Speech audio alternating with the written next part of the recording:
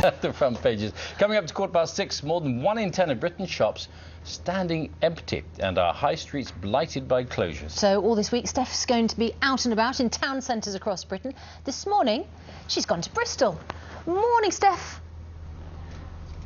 Good morning to you, good morning everyone. Yes, I'm going to be looking at the good and the bad of British high streets all week this week, and as you say, I'm starting in Bedminster, which is in Bristol. Now this high street, like many across the UK, has had a rubbish couple of years. They've seen the number of shoppers that visit here decline, and this has meant that some businesses have been forced to close and leave the area. Now, you mentioned the national average of 1 in 10 shops is empty at the moment across the UK. Well, here in Bedminster, it's 1 in 5 units. So out of the 270 shops that they have here, there's around 41 of them which are empty. Now, this isn't the only high street that has this problem, but neither is it the only high street that has issues to do with shop closures. And so we sent retail analyst Phil Durrell out in Stockport to find out what the main problems are for the high street.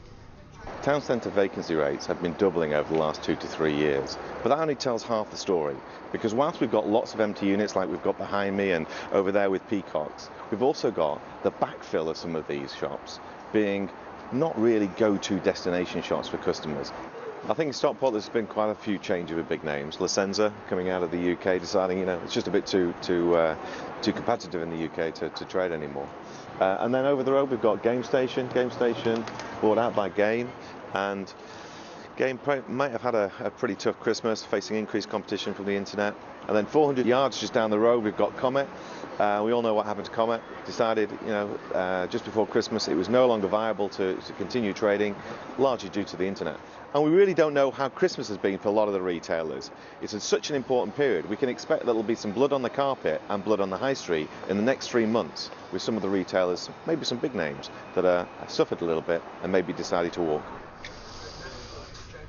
So as Phil says, it's going to be quite tough for many high streets, not all of them. We want to hear from you as well. If you think your high street's great, tell us why. Or if you think it's rubbish, tell us why as well. You can tweet me at Steph Breakfast, or you can email us bbcbreakfast@bbc.co.uk. Now, here in Bedminster, they're one area which was recently given money by the government. They got £100,000. So I'm going to have a quick chat with one of the town team who's helped to get that money and is looking to help use the money to change things. Morning to you, Ben. Hi there. Tell us what difference this money you think is going to make to the area. Well, what we're trying to do with the money is get the traders to work more closely together, because at the end of the day there's quite difficulties for them.